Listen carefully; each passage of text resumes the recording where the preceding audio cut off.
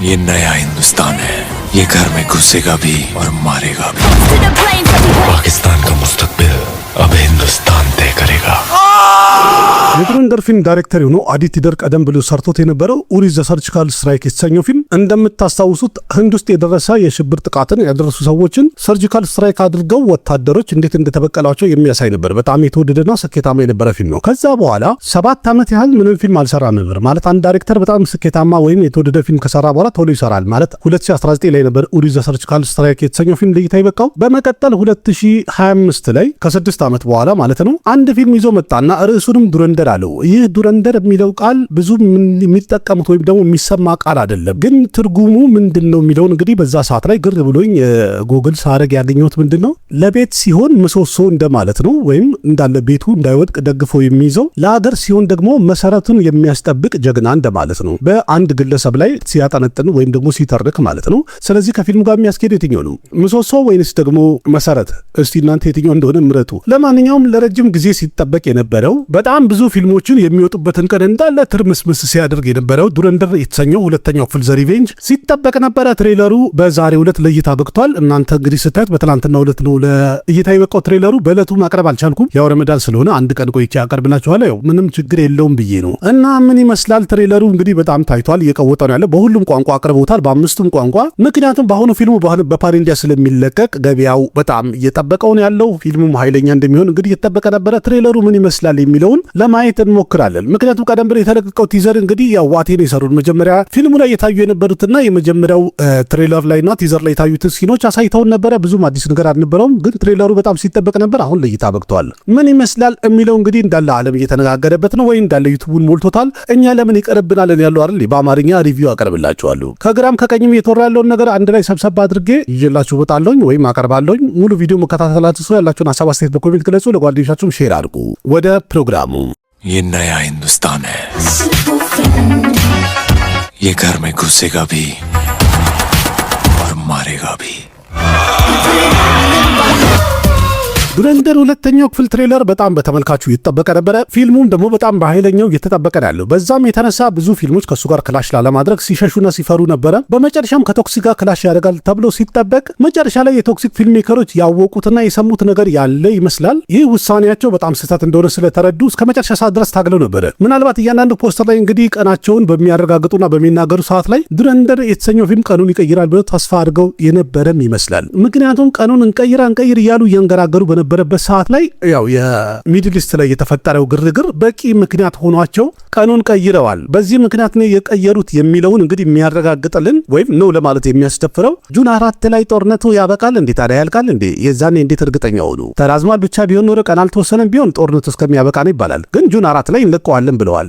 ያበቃል ጦርነቱ በዛ እርግጠኛ ሆኖ ከኢራን ጋር ነው ከአሜሪካ ጋር የተመካከሉት የሚለው ትልቅ ጥያቄ ፈጥሯልና ለቢዝነስ ወይም እንደ ቢዝነስ በጣም ትክክለኛ ውሳኔ ነው። ከዚህ በፊትም ተናግሬያለሁ። ሁለት ትልቅ ፊልሞች ክላሽ ማድረጋቸው ለሁለቱም ፊልም ይጎዳል፣ ቢዝነሳቸው በጣም ይጎዳል። ስለዚህ ማራዘማቸው በጣም አሪፍ ነው። ትሬለሩ ደግሞ ሲታይ በጣም ትክክለኛ ውሳኔ እንደወሰዱ በደንብ ያረጋግጣልና አሁንም እያዩት መሰለኝ ያው ያዩታልም እና ትክክለኛ ውሳኔ ወስነዋል። ቀደም ብለውም ስለዚህ ነገር ጭብጭብታ ይሰሙ ይመስለኛል። ይህን ትልቅ ገንዘብ እንግዲህ አደጋ ውስጥ እንዳይገባ ብዙ ነገር ማጣራት እንዳለባቸውና እንዳጣሩን እርግጠኛ ሆኜ ለመናገር ደፍራለሁ። በአጠቃላዩ ትሬለሩ ምን አሳይቶናል እንዴት ነው ካላችሁ እጅግ በጣም የሚገርም ነው። በእርግጥ የመጀመሪያው ክፍል ትሬለር ሆነ ወይም ቲዘሯ ማለት ነው ዱረንደር ሁለተኛው ፊልም ምንም አይነት ኤክስፔክቴሽን አልነበረም፣ ወይም በአጠቃላዩ ለኛ አዲስ ነገር ነበረና በዚህ ደረጃ ስላልጠበቅ ነው በጣም ዋው ብለን ነበረ ያየነው ትሬለሩንም ሆነ ቲዘሩን ማለት ነው። ፊልሙ ደግሞ እጅግ በጣም አስገርሞናል። በተለይ ታሪኩን ቀደም ብላችሁ ላወቃችሁ እኔ በነገርኳችሁ መልኩ ደግሞ ጎግል አድርጋችሁ ወይም ሰርች አድርጋችሁ ያያችሁና ታሪኩ የገባችሁ ሰዎች በትክክለኛውም ይሄ ፊልም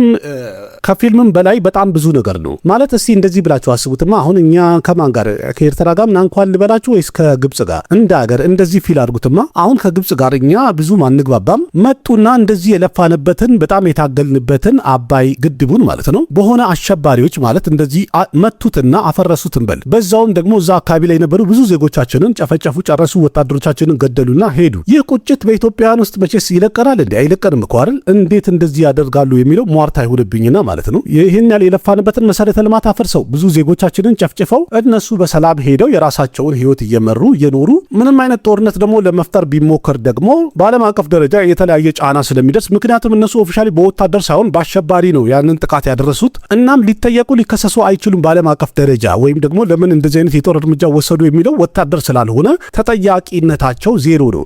እና በዚህ ሁኔታ ውስጥ አንድ ኢትዮጵያዊ ወደ ግብጽ ሄዶ እዛው ካይሮ ከተማ ውስጥ ምናምን ነገር እነዛ ጥቃት ያደረሱ የነበሩትን አሸባሪዎች ፈልጎ ቢበቀልልን እና ይህ ሰው የሰራው ታሪክ እንደዚህ ነው ተብሎ በፊልም ቢቀርብልን ምን ያህል ኢንጌጅ እናደርጋለን? ምን ያህል ተሰምቶንና የሀገር ፍቅር ስሜት ምን ያህል እየናጠን እናያለን? አሁን እዚህኛው ትሬለር ላይ እንዳየሁት ከሆነ አንዷ ንግግር በእርግጠኝነት እንዳለ ሲኒማ ቤቱ ላይ በፉጨት በቃ መልቲፕሌክስም ሆነ ሲንግል ስክሪን ታንጫጫዋለች። ምክንያቱም ረንቪር ሲንግ የሚናገረው አንድ ቃል አለ። በቃ ከዚህ በኋላ የፓኪስታን እያንዳንዱ ዕጣ ፈንታ ህንድ ናት የምትወስነው ብሎ ሲል አስቡትማ ምን ያህል እንደሚቀወጥ። በቃ አሁን የፓኪስታንን ዕጣ ፈንታ ከዚህ በኋላ ህንድ ነች የምትወስነው።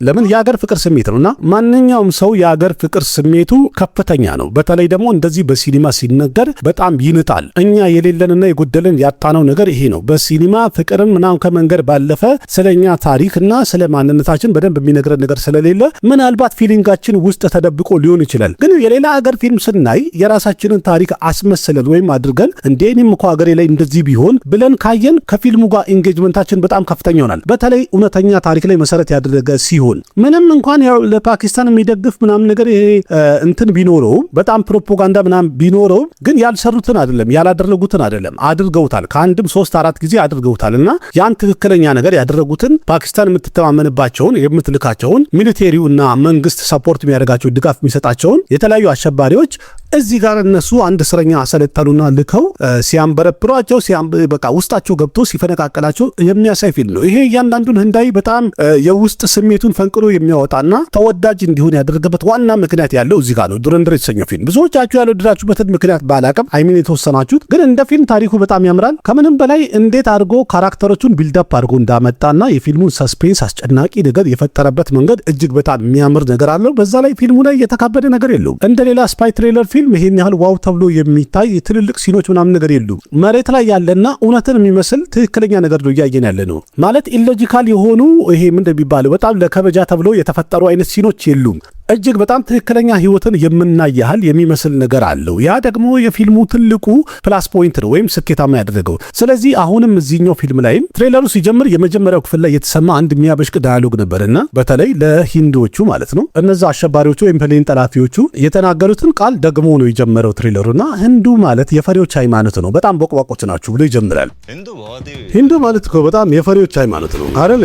እዚሁ ጎረቤት ነው የምንኖረው እኛም የምችለውን ያህል አቅም ተጣጣረ እዚሁ ድንበር ተሻግረን ያለ ነው። ይሄ ገና ትሬለሩ ሲሰማ ምን ያህል ደማቸውን አፍልቶ እንደሚጀምር በደንብ ያሳያል። ማለት በእነሱ ቦታ ሆናችሁ ስትስሉት እጅግ በጣም የሚገርም ቴክኒክ የተጠቀሙትና ከዛ በኋላ ቀጥሎ ደግሞ ረንቪር ሲንግ በጣም በጭካኔ ሲቀጠቅጠው ይታያል። አንዱን ማለት እንደዚህ ያሉትን እንደዚህ አድርጎ ሲቀጠቅጠላቸው እንደማለት ነው። ይሄኛው ትሬለር በጣም የሚገርምና አስደናቂ የሆነ ትሬለር ከታሳይቶናል። በጣም የሚገርምና ቆንጆ ትሬለር ሰጥቶናል። ተጠብቆ የነበረውን እንዲያውም በትክክል በቃ አልፎታል ለማለት በሚያስደፍር ደረጃ ስለ ፊልሙ ያለውን ሃይፕ እጥፍ የሚጨምር አስደናቂ የሆነ ትሬለር ከታሳይቶናል። ታሪኩ ምን እንደሆነ ሙሉ ለሙሉ በእንትን ባይልም የተወሰነ ሂንት ሰጥቷል። በአሁኑ የሐምዛ አሊን እንግዲህ ቀሪ የጀርባ ታሪኩን ወይም ደግሞ ማንነቱን በደንብ ሊያሳየን እንደሆነ ወይም ሙሉ ታሪኩ በሱ ላይ ፎከስ እንደሚያደርግ በደንብ አረጋግጦላል። የመጀመሪያው ክፍል ላይ እንደሚታወቀው መሪ ተዋናዩ ምንም እንኳን ረንቪር ሲንግ ቢሆንም ግን የፊልሙን ከፍተኛ አድናቆት ወስዶ የነበረው አክሼ ከና ነውና ሬህማን ደኬት እጅግ በጣም በዓለም አቀፍ ደረጃ ወይም የፊልሙ ተመልካች እንዳለ በጣም ወዶት ነበረ። እዚህኛው ፊልም ላይ ግን ቀደም ያለ የረንቪር ሲንግ ታሪኩን ሊያሳዩን ስለሆነ አሁን ላይ እንግዲህ ምናልባት እንግዲህ ራሱ ይዞት ይወጣል ተብሎ በጣም ተስፋ ተደርጎበታል። በእርግጥ አክሼ ከና ቀደም ብሎ ሐምራዝ የተሰኘው ፊልም ላይም በቃ ቦቢ ዶል ሙሉ ለሙሉ እንዲረሳ አድርጎት ነበር። በተለይ መጨረሻ ላይ ከነጨራሹ የፊልሙ ቪለን ቦቢ ዶል እንጂ አክሼ ከና እንዳይመስለን አድርጎት ነበርና እዚህኛው ላይም ወይም ዱረንደር የመጀመሪያው ክፍል ላይም ደግሞታል ይሄንኑ ነገር። ፊልሙም ለእይታ እንደበቃ ያው ቶክሲክ እንኳን የለም ብዬ ነግሬያቸዋለሁ። አሁን እንግዲህ የሚነጻጸረው ያው ሁሉም መቼስ ማነጻጸር ይወዳል አይደል? ዓለም በንጽጽር ታብዳለች ሁሉ ጊዜ የተለመደ ነውና ዱረንደርን ከዱረንደር ጋር እያነጻጸሩ ወይም የመጀመሪያ ክፍሉን ከሁለተኛ ክፍል ጋር እያነጻጸሩ በደንብ እንደሚያወሩልንና ብዙ ነገር እንደምንሰማ እርግጠኛ ሆኑና ጠብቁ።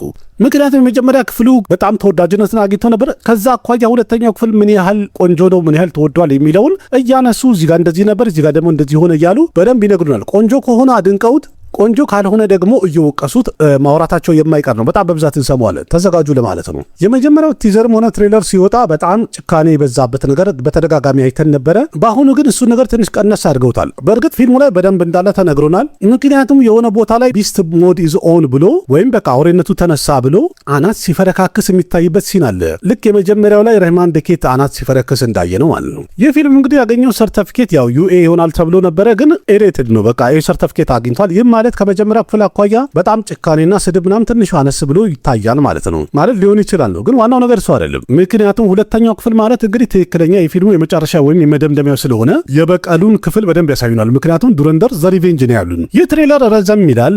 25 ደቂቃ እንደሆነ ጭራሽ አይታወቅም። ኦልሬዲ 3 ተኩል አካባቢ ሊሆን ደርሰዋል ወይም ጫፍ ላይ የደረሰውና ግን ደግሞ ፊልሙ እንደተባለው ከሆነ 3 ሰዓት ከ55 እንደሆነ ተረጋግጧል። ማለት 4 ሰዓት ሆነ ማለት ነው። ግን የሚያምር ነገር ካለው ወይም ኮንቴንቱ በጣም ምርጥ ከሆነ ሰዓቱ አይታወቅምና 3 ሰዓት ያህል 4 ሰዓት ያህል 3 ሰዓት ከ55 ጊዜ ሰጥቶ ገብቶ ሲያየው 1 ሰዓት 2 ሰዓትም ያየ ያህል ላይመስል ይችላል። አንዳንድ ጊዜ አጭር ፊልምም ሆኖ ታሪኩ የማያምር ከሆነ የሚደብር ነገር ካለው ረጅም ሰዓት የተቀመጠ ሊመስል ይችላል። አንዳንዴ ደግሞ የሚያምር ነገር ሆኖ በረጅሙ ስናየው ደግሞ አጭር ሰዓት የተቀመጠ ሊመስል ይችላልና እሱ ዋጋ የለውም።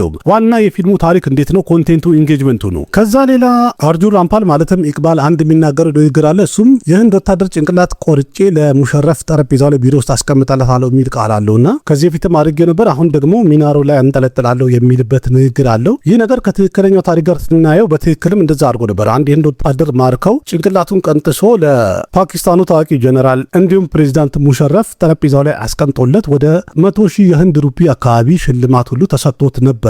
ትክክለኛ ታሪኩ ላይ ማለት ሸልሞት ነበር። ደስተኛው ነው ማለት ነው። እናም አሁን ያን ታሪኬን እደግመዋለሁ የሚልም አለው። ስለዚህ በጣም ጭካኔ የበዛበትና ኃይለኛ ፊልም ይሆናል ተብሎ በጣም ይጠበቃል። በተለያየ ሶሻል ሚዲያ ያው ሁላችሁም ሰምታችኋል። በፊልሙ ላይ በሬሳብ የሚል ካራክተር አለና ያ በሬሳብ የሚባለው ማን ነው የሚለውን ሁሉም የራሱን ግምት ይሰጥ ነበር። መጀመሪያ ሰልማን ሲባል ነበር፣ ከዛ አክሽይ ኩማር ሲባል ነበር፣ ከዛ በኋላ ደግሞ ኢምራን ሃሽሚ የተባለ ነበረ። ብቻ በአጠቃላይ ማን ነው የሚለውን እንግዲህ ትሬለር ላይ ወይም አላሳዩንም፣ ምንም ነገር አልነገሩንም። ምናልባት እንግዲህ ሰስፔንሱ እንዳለ እንዲቆይና መልሱን ከፊልሙ ተመልካቹ እንዲያገኙ ተብሎ የታሰበ ይመስላል። በእርግጥ እዚህ ካራክተር ላይ ወይም ታሪኩ ላይ በሬሳብ የሚባለው ወይም የበላይ አለቃቸው ተብዬው ማን ነው የሚለውን ደግሞ ስናይ ወይም በሬሳብ የሚሉት ትልቁ አለቃ የሚሉት ማን ነው የሚለውን ስናይ ታሪኩ ላይ እንደሚያሳየው ከሆነ ረህማን ደኬት ከዳውድ ኢብራሂም ጋር በጣም ግንኙነት እንደነበረው በጣም ብዙ ቦታ ላይ ተዘግቧል። ስለዚህ በትክክለኛው ማለት ነው። ስለዚህ ዳውድ ኢብራሂምን ሆኖ እንግዲህ ኢምራን ሃሽሚ ይመጣል ተብሎ ሲጠበቅ ነበረ። መጨረሻ ላይ ማን እንደሆነ አልነገሩንም። ግን ልክ እንደዚህ አንድ ትልቅ የማፊያ አለቃ በፊልሙ ላይ እንደሚታይ እንጠብቃለን። እንግዲህ ይኖራል፣ ግንኙነት ይኖራል ተብሎ። ከዛ ሌላ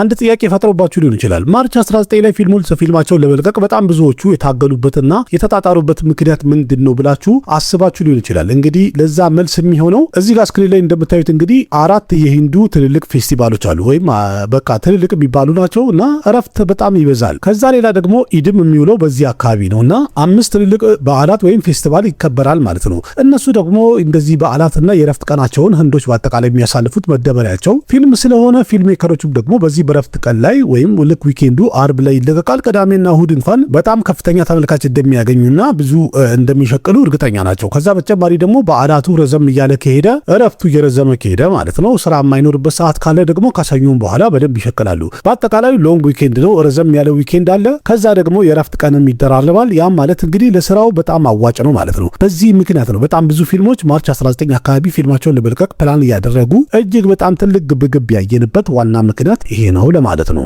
ማንኛውም ዱረንደር የመጀመሪያው ክፍል በጣም ስኬታማ ከሆነ በኋላ ሁለተኛው ክፍል እንዳለ አብረውት የሚለቀቁ ፊልሞችን ወይም ለማርች ሊወጡ የነበሩ ፊልሞችን ሁሉ ካባረረ በኋላ ብቻውን በነጻነት ማርች 19 በዓለም አቀፍ ደረጃ ለእይታ ይበቃል ተብሏል። በ2026 ግን ቀደም ብሎ አንድ ቀን ቀደም ብሎ በ18 ፔድ ፕሪሚየም እንዳለ በዛው አናውንስ አድርገዋል። ስለዚህ ቀድሞ ማየት የሚፈልግ ሰው አንድ ቀን ቀደም ብሎ በክፍያ ያው ፕሪሚየም የሚሉት ይሄ እንደ ምርቃት አይነት ነው ጨመር ባለ ዋጋ ማንም ሰው ማየት እንዲችል ቡክ ማይ ሾው ላይ ቡክ አድርጉ ወይም ትኬት ቁረጡ ብለው አናውንስ አድርገዋል። በጣም አሪፍ ነው። ምን ትላላችሁ እናንተ? የመጀመሪያው ክፍል እንግዲህ እንደሚታወቀው በጣም ስኬታማ ነበረ። ከ1300 ከሮር በላይ መሰብሰብ ችሎ ነበረ። ሁለተኛው ክፍል ደግሞ አሁን በጣም እየተጠበቀ ያለው ኦፕኒንግ ዴይ አሁን ብቻውን ስለሚለቀቅ በጣም ትልቅ ገንዘብ ይሰበስባል ተብሎ እየተጠበቀ ነው ያለው። እንዲያውም ከ100 ከሮር በላይ መስራቱ የተረጋገጠ ፊልም እንደሆነ በደንብ ተነግሯል። ምን ትላላችሁ እናንተ? ምን ያህል ይሰበስባል? ላይፍ ታይሙን ሲጨርስ ምን ያህል ያስገባል? ይሄኛው ፊልም በጣም ሃይፑ ከፍተኛ ስለሆነ በጣም ስኬታማ ይሆናል። ከመጀመሪያው ይበልጣል ወይስ ደግሞ የመጀመሪያውን ያህል ይሄዳል? ያላችሁን ሐሳብ አስተያየትና ግምት ጻፉልኝ። ለማንኛውም እንግዲህ የዱረንደር 2 ትሬለር ሪቪው ይሄንን ይመስላል። እንዴት አያችሁት? እናንተም ያላችሁን ሐሳብ አስተያየት ተሳተፉ፣ ኮሜንት አድርጉ።